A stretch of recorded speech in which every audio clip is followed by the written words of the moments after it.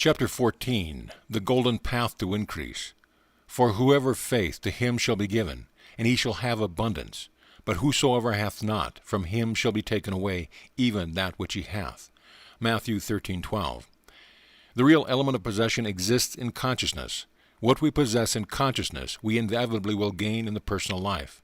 And no matter how well secured our external possessions may be, the moment we begin to feel in consciousness that we may lose them, our hold on these things will weaken, and external loss will shortly begin unless this adverse state of mind is immediately changed. To consciously feel that everything that you desire or need is for you in brief actually belongs to you in the real. It is to be among those that hath, even though you may at present be empty-handed in the external world. To you shall be given, and you shall have abundance both in spiritual possessions and in visible possessions. But to consciously feel that you do not have real or permanent possessions of anything is to be among those that hath not, even though you may have visible wealth in great measure. From you shall be taken away, and those external possessions that you seem to have shall pass to other hands.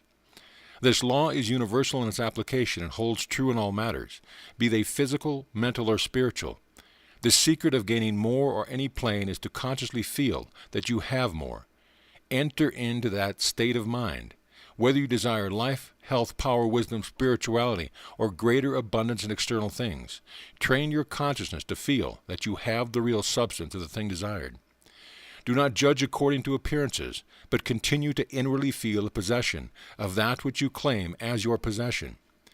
When the mind enters the feeling of conscious possession, the first gain is the fuller possession of yourself and your powers.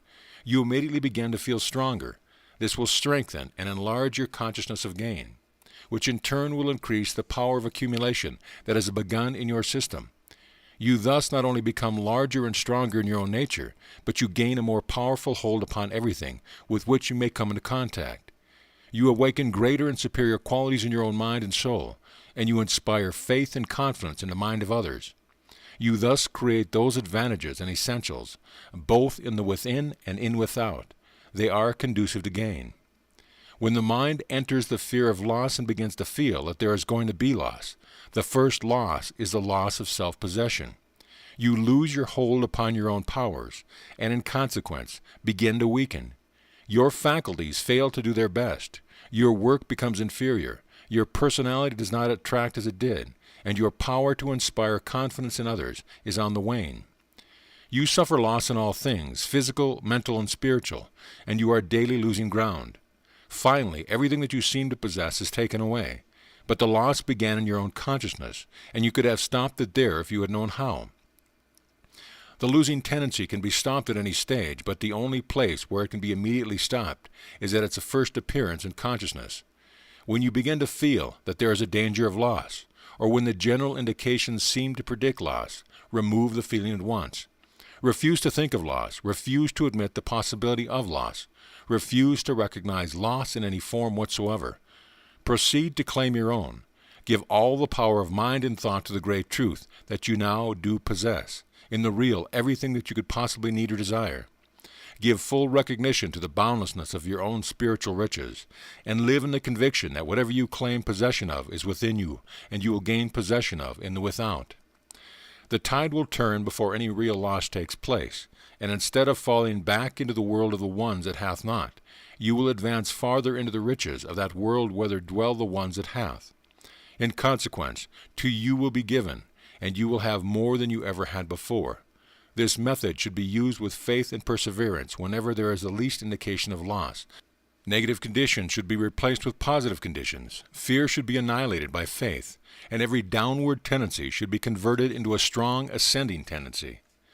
To live in the hath state of mind and grow steady in the conscious feeling of possession, continuous growth in spirituality will be required. It is only through spirituality that we can grasp the reality of the inner substance of things, and we must gain consciousness of the inner substance of life before we can master those forces that make for perpetual increase in life. To live in the hath state of mind, it is also necessary to advance constantly into a deeper and larger conscious possession of those things that we already possess in abundance. There can be no inaction in consciousness. If we are not going forward into the larger and more perfect, we are going back and down into the lesser. Therefore, no matter how much power we actually possess, we should daily claim conscious possession of more. No matter how perfect our health may be, we should daily enter into the consciousness of higher perfection of health. When we cease to grow in health, we prepare the system for sickness. But so long as we grow in health, sickness will be impossible. The same law is applicable both to external possession and spiritual possession. To retain what we have, we must daily develop the consciousness of more. The moment we decide to be satisfied with what we have, we will begin to lose what we have. There is no limit to the riches of the kingdom of life, and it is the will of God that man shall enjoy more and more of these riches every day, so long as eternity shall continue to be. And to do the will of God is to bring the highest happiness to man. That the love of money is the root of all evil is true, providing we give the statement its true and full significance. When we speak of money, we do not mean those things simply that pass for money, but we mean all external possessions. When we love external possessions, the heart is in the without, and not in the spirit, as it always should be in the truth. When the heart is in external things, we begin to live for things. The mind comes to the surface, and consequently becomes shallow and material. The mind that lives on the surface is not in touch with the deep things of life, is not conscious of the inner light of truth, and is therefore in darkness. To be in darkness is to go wrong, and to go wrong is to create evil. Every mind that is not led by the inner light of the Spirit will go wrong. In fact, every wrong act comes because the mind follows external darkness instead of internal light. And it is only the love of other things that draws the mind out into the darkness of things. So long as we love the Spirit, the mind is in touch with the Spirit and is illumined by the light of the Spirit. When we are in this light, we will not go wrong. We will not commit evil, because we can see the right, and we can see the right is the very thing we have desired, longed for it, prayed for it. The more deeply we love the inner life and the riches of the Spirit, the more spiritual and illumined we become. Accordingly, we can see more and more clearly how to do all things as they should be done.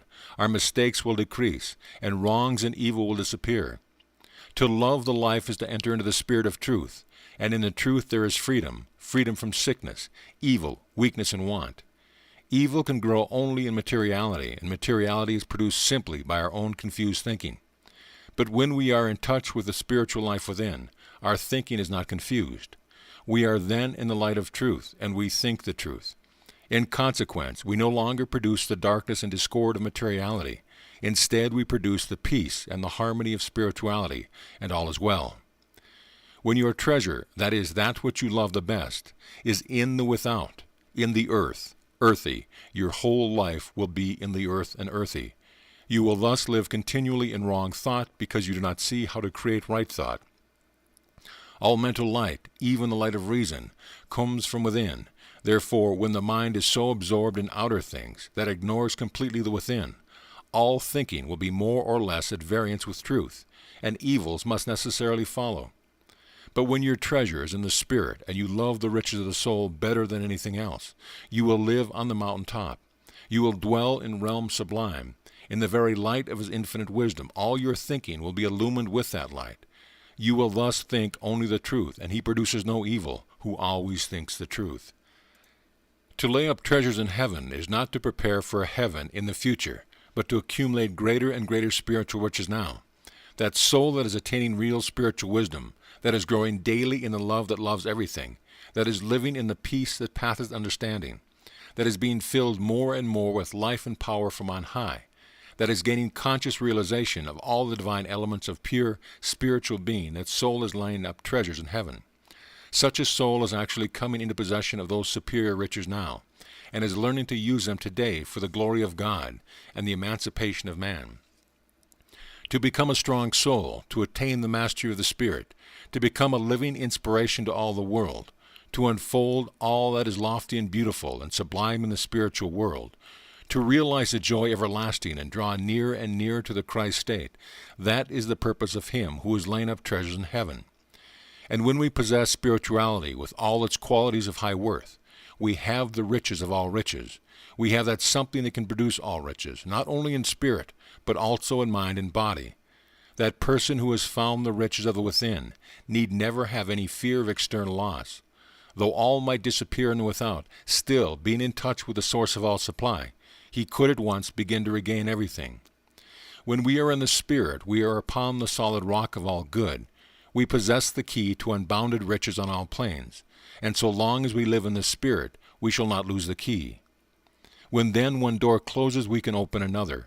Sometimes several, and all the heart can wish for shall always be ours to possess and enjoy.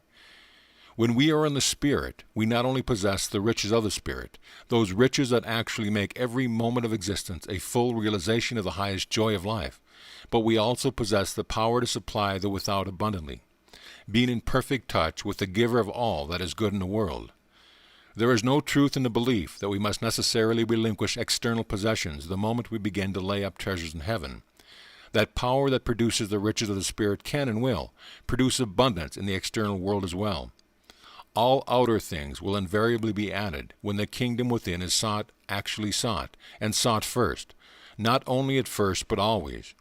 So long as we seek only the treasures of earth, we get but little of those treasures, while we get an overabundance of the suffering and pain of material existence.